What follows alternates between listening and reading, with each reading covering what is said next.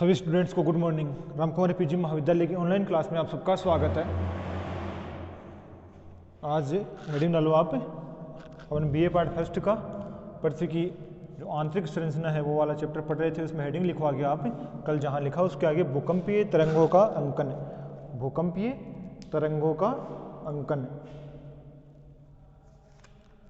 कल अपन ने पी तरंग, एस तरंग और एल तरंग के बारे में बात की थी। आज अपन इसके छाया क्षेत्र के संदर्भ में बात करेंगे। देखो, भूकंपीय तरंगों का अंकन। अंकन कौन से यंत्र द्वारा किया जाता है? भूकंप मापने का यंत्र सिस्मोग्राफ पर। जब भूकंप आता है तो भूकंप केंद्र पर इन लहरों का अंकन सिस्मोग्राफ की सहायता से किया जाता है। सर्वप्रथम लघु अथवा कमजोर कंपन होता है। सर्वप्रथम लघु अथवा कमजोर कंपन होता है जिसे प्राथमिक कंपन कहते हैं। कुछ अवकाश के बाद या कुछ समय पश्चात अपेक्षाकृत कुछ प्रभावशाली कंपन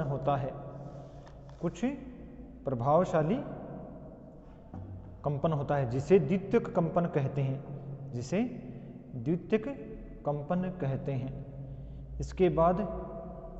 इसके बाद अधिक अवधि वाला मुख्य कंपन होता है। इस प्रकार के ये तीनों कंपन क्रमशः पी, एस तथा एल तरंगों द्वारा अंकित होते हैं। इसका एक डायग्राम बना लो आप। देखो, एक चीज आपको बताऊं, गति ज्यादा होगी तब कौन सी तरंग चलेगी? लघु तरंग। और लघु तरंग में जो मोड़ होंगे वो छोटे होंगे और बिल्कुल स्पीड से निकलेगी। जैसे अपन एक रस्सी को जोर से यूं फेंकते हैं, तब देखना आप, जब शुरू में रस्सी में स्पीड होगी ना, तब तो वो बिल्कुल छोटे छोटे बल पड़ेंगे उसमें, लेकिन जब वो स्लो होगी तब बिल्कुल लंबे लंबे उसमें राउंड आपको देखने के लिए मिलेंगे। उसे कहते हैं अपन दीर्घ तरंग। तो जो पी तरंग होगी उसकी लहरें से बिल्कुल छोटी होगी क्योंकि उसकी स्पीड सर्वाधिक होती है। उसके बाद एस तरंग है तो एस तरंग की थोड़े से बड़े राउंड होंगे, इससे बड़े राउंड होंगे। और जितनी तरंग है जितनी फास्ट गुजरेगी धरातल के ऊपर, उसका प्रभाव होगा वो न्यूनतम होगा। तो पी तरंग है उसका धरातल के ऊपर प्रभाव न्यूनतम होता है, ना के बराबर होता है। एस तरंग होता है उसका भी कम होता है लेकिन पी से थोड़ा अधिक होता है, ठीक है। और एल तरंग है वो सबसे बड़ी दीर्घ तरंग है, बिल्कुल इसके सबसे बड़े राउंड होते हैं ये, क्योंकि ये दीर्घ तरंग है जो एल होती है वो। तो इसका जो कंपन होता है जो धरातल के ऊपर, वो सर्वाधिक देखने को मिलता है। तो आप ऐसे बना लो इसको।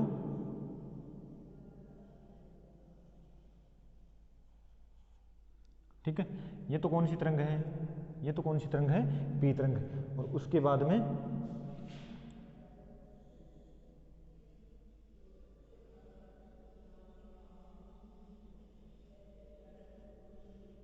ये कौन सी तरंग है? एस तरंग। तो इसको तो अपन क्या बोलते हैं? प्राथमिक तरंग। इसको द्वितीयक तरंग। और उसके बाद में ये कौन सी तरंग है? ये कौन सी तरंग है? एल तरंग। ये कौन सी है लास्ट? एल तरंग। और इसको अपन क्या, मुख्य कंपन।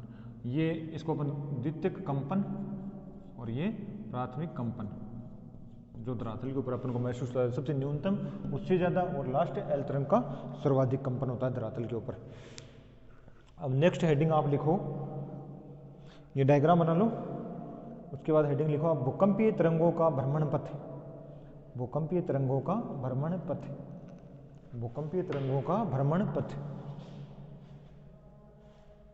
और इसको आप समझो थोड़ा सा।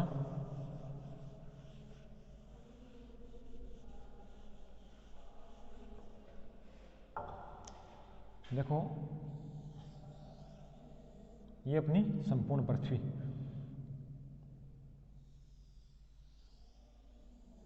पृथ्वी को कितने भागों में, कितनी परतों में बांटा गया है? सियाल, सीमा और निफे। और पृथ्वी ध्रुव अवस्था में कहाँ है? जो आंतरिक कोर है, ये तो आंतरिक कोर है और ये बाह्य कोर है। तो जो बाह्य कोर है वो किस अवस्था में है? वो ध्रुव अवस्था में है। अब कल मैंने आपको पी तरंग और एस तरंग की विशेषता लिखाई थी। पी तरंग ठोस, द्रव्य और गैस, गैस तीनों माध्यम में चलती है पी तरंग है। और एस तरंग है वो ठोस, द्रव्य में नहीं जाती है। ठोस और गैस में एस तरंग है वो गुजर सकती है, लेकिन द्रव्य में पी तरंग है वो नष्ट हो जाती है। ये विशेषता कल मैंने आपको लिखाई है। जो पी तरंग है, एस तरंग, उसको आप पढ़ना। अब यूं मानो आप भूकंप का जो भूकंप मूल है, जो भूकंप मूल है मतलब सबसे पहले जहां भूकंप उत्पन्न होता है उसे अपन क्या कहते हैं? इस बिंदु को क्या बोलते हैं अपन? कल बताए मैंने, कल अपन ने पढ़े हैं हाइपोसेंटर। क्या कहते हैं अपन इसको? हाइपोसेंटर। और जहां धरातल पर भूकंप सबसे पहले पहुंचता है उसको अपन क्या कहते हैं? इपी सेंटर कहते हैं ना। और भी अगर एक अपने इसके बिंदु की बात करूँ, ये अभिकेंद्र है, ये अधिकेंद्र है, ठीक है। अब देखो आप, जैसे इसकी तरंगे हैं वो सब तरफ निकलती हैं संपूर्ण। एक तो एक चीज़ का ध्यान रखना चाहिए, भूकंप चाहे कहीं भी आया हो और कितना भी स्लो आया हो, लेकिन सिस्मोग्राफ पर पूरे वर्ल्ड में सिस्मोग्राफ का यंत्र जहाँ भी लिखा हुआ है उस पर वो नोट होगा भूकंप। यानी भूकंप कितना भी स्लो है लेकिन उसकी जो तरंगे हैं वो संपूर्ण पृथ्वी पर निकलती जरूर है। ये हो सकता है कहीं पर उसकी स्पीड ज़्यादा है, कहीं पर ज़्यादा उसका प्रभाव है, कहीं पर प्रभाव उसका बेहद कम है, ना के बराबर है, तो भी सिस्मोग्राफ पे वो नोट होगा कि उसकी स्पीड है वो कहाँ कितनी रही है धरातल के अंदर। अब देखो आप, पहले मैं बात करता हूँ पी तरंग की।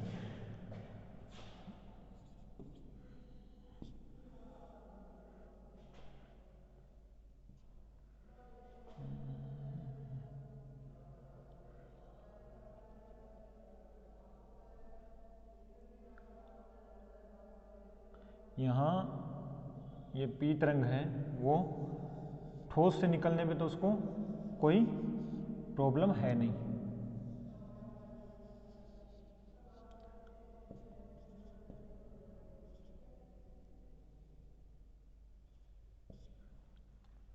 ठोस से निकलने में पी तरंग को मतलब फुल स्पीड से आ रही है, जितनी उसकी गति है 8 से 14 किलोमीटर। पी तरंग की गति कितनी है? 8 से 14 किलोमीटर प्रति सेकंड। अब यहाँ तक पी तरंग कोई प्रॉब्लम नहीं है उसको, मतलब फुल स्पीड से चल रही है। लेकिन जैसे ही पी तरंग द्रव्य में प्रवेश करती है तब उसकी गति कम हो जाती है। गति लगभग 4-5 किलोमीटर प्रति सेकंड हो जाती है। यहाँ गति कम होगी तब वो आड़ी तिरछी होके यहाँ तक आएगी। अब आगे उसको वापस ठोस धरातल मिलेगा तब वो बिल्कुल स्पीड से गुजरेगी ठोस धरातल में। वापस द्रव्य अवस्था मिलेगी उसको तब वापस अपवर्तन होगा और पी तरंग बाद में आगे ठोस धरातल पाके यहाँ निकल जाएगी, ठीक है। और यही इस साइड का। अब आपको बताने वाली क्या बात है, ये 105 डिग्री जहाँ से पी तरंग का अपवर्तन शुरू होता है वो 105 डिग्री से 145 डिग्री, और यही यहाँ 105 से 145 डिग्री। जो ये जो क्षेत्र है, इस क्षेत्र में पी तरंग कभी भी प्रवेश नहीं करती। तो ये जो क्षेत्र है 105 डिग्री से 145 डिग्री के मध्य, ये क्या है? पी तरंग का छाया क्षेत्र। तो पी तरंग का छाया क्षेत्र कितना है? 105 से 145 डिग्री, ठीक है, याद रखना इस चीज़ को। अब देखो आप आगे पी तरंग, ठीक है, संपूर्ण बाद में यहाँ उसको पी तरंग को आगे कोई यहाँ सीधी निकल जाएगी वो। पी तरंग का छाया क्षेत्र है सिर्फ और सिर्फ 105 से 145 के मध्य। अब देखो आप एस तरंग को, एस तरंग इस ठोस धरातल में यहाँ तक बिल्कुल चलती है, कोई दिक्कत नहीं है। लेकिन जैसे ही एस तरंग इस द्रव्य में प्रवेश करेगी तो यहाँ नष्ट हो जाएगी। जैसे ही पी तरंग द्रव्य में नष्ट करेगी तो नष्ट हो जाएगी, द्रव्य में प्रवेश करते ही पी तरंग नष्ट हो जाएगी। तब पी तरंग का जो छाया क्षेत्र है, मतलब 105 के बाद में पी तरंग देखने को नहीं मिलती। ये जो क्षेत्र है कहाँ से कहाँ तक है, 105 डिग्री से 105 डिग्री के मध्य का जो क्षेत्र है वो क्या है, एस तरंग का छाया क्षेत्र। छाया क्षेत्र। अब देखो लैंग्वेज बनती है तीन। पहली क्या, क्वेश्चन देखो ध्यान से सुनो क्वेश्चन को, उसके बाद आंसर। पहला क्वेश्चन क्या बनता है, भूकंपीय तरंगों का छाया क्षेत्र है। भूकंपीय तरंगों का छाया क्षेत्र है। भूकंपीय तरंगों का छाया क्षेत्र है। तब आप यहां देखो, वो पर्टिकुलर ये नहीं पूछ रहा है कि पी तरंग का छाया क्षेत्र क्या है, एस तरंग का छाया क्षेत्र क्या है, उसको नहीं मतलब है इस बात का। वो सिर्फ ये बातें पूछ रहा है कि भूकंपीय तरंगों का छाया क्षेत्र क्या है। अब आप ये देखो, पूरे ग्लोब पर ऐसी कौन सी जगह है जहां पर भूकंपीय तरंग है वो प्रवेश नहीं करती, जिस क्षेत्र में वो भूकंपीय तरंगों का छाया क्षेत्र है, तो वो कौन सा है, 105 से 145, जहाँ पर ना तो पी तरंग प्रवेश करती है ना ही एस तरंग प्रवेश करती है।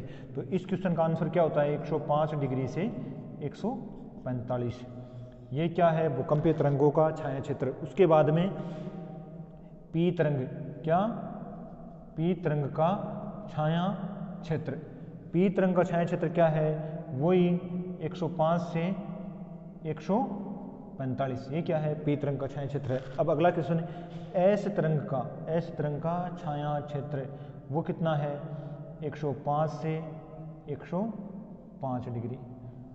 अब एक यही बता दूं आपको, अंतराल यही होता है कई बुक्स में क्या मिलेगा आपको, यहाँ ना 103 से 143 कर देंगे, 2 इससे कम कर देंगे, 2 इससे कम करने, और वो विद्वान नए बन जाएंगे कि भाई हमारी बुक्स में बिल्कुल करेक्ट डाटा ये होता कुछ नहीं है, ये भी सही है भी है, गलत कोई भी नहीं होगा।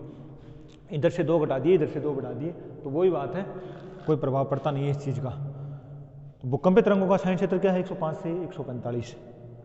पी तरंग का छाया क्षेत्र 105 से 145। एस तरंग का छाया क्षेत्र 105 से 105। अब आप इसमें लिखो, जो ये डायग्राम है वो बना लेना। यहाँ आपको सही से नहीं दिख रहा है, ये लाइनें वगैरह आप सही बना लेना, और इसको ऐसे बना लेना, इसको गाढ़ा कर देना थोड़ा।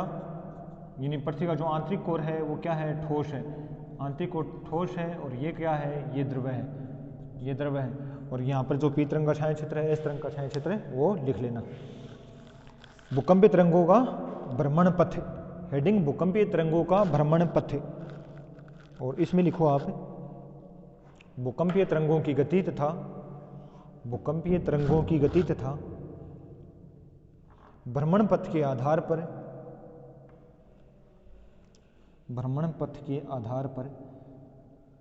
पृथ्वी के आंतरिक भाग के विषय में जानकारी प्राप्त की जा सकती है। भूकंपीय लहरें प्राय ठोस भाग से होकर गुजरती हैं तथा एक ही स्वभाव वाले ठोस भाग में ये लहरें एक सीधी रेखा में सीधे मार्ग से चलती हैं। इस आधार पर अगर पृथ्वी एक ही प्रकार की घनत्व वाली चट्टानों से निर्मित एक ठोस भाग होती तो भूकंपीय लहरें समान गति से पृथ्वी के कोर तक एक सीधी रेखा में पहुंच जाती, परंतु भूकंप केंद्रों पर इन लहरों के अंकन से ज्ञात होता है कि ये लहरें एक सीधी दिशा में न चलकर वक्राकार पथ का अनुसरण करते हुए आगे बढ़ती हैं। इस प्रकार यह प्रमाणित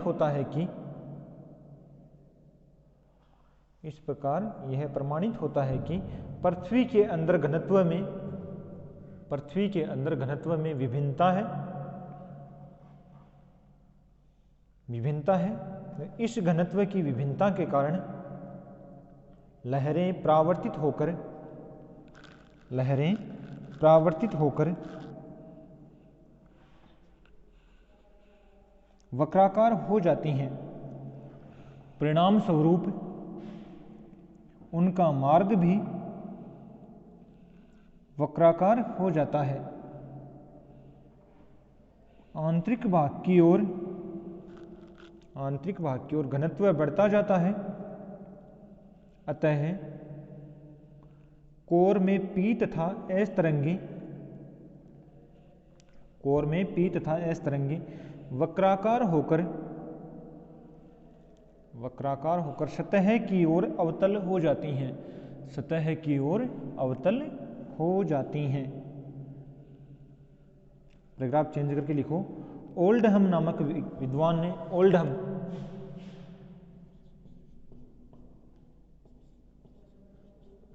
ओल्डहम नामक विद्वान ने सन 1909 में बताया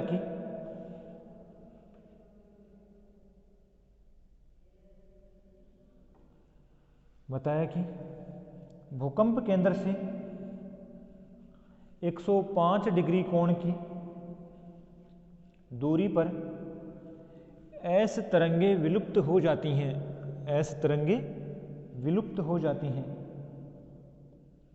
रूसी वैज्ञानिकों का मत है कि भूकंप केंद्र से 105 डिग्री कोण पर 105 से 105 तक कोण पर तरंगों की गति व दिशा में परिवर्तन हो जाने से 105 डिग्री से लेकर 145 डिग्री तक 105 डिग्री से 145 डिग्री 105 डिग्री से 145 डिग्री ये वाला क्षेत्र, इसको ऐसे बना लेना छायांकित, ऐसे छायांकित इसको कर लेना। ऐसे डायग्राम अच्छे से बनाना।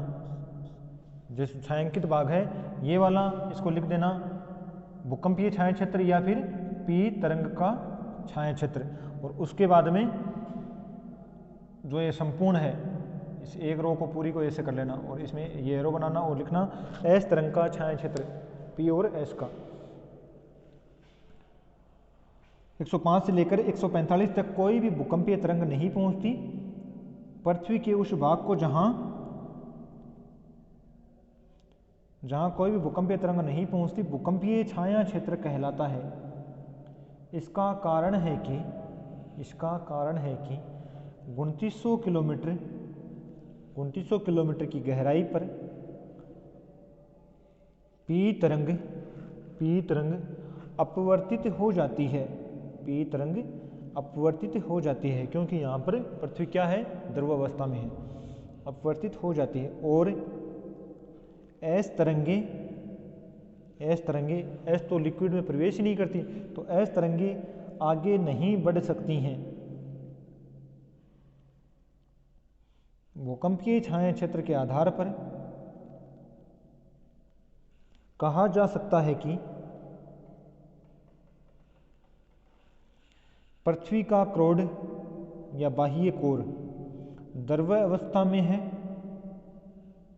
और उसका घनत्व अधिक है तथा उसमें लोहा तथा निकिल की प्रधानता है।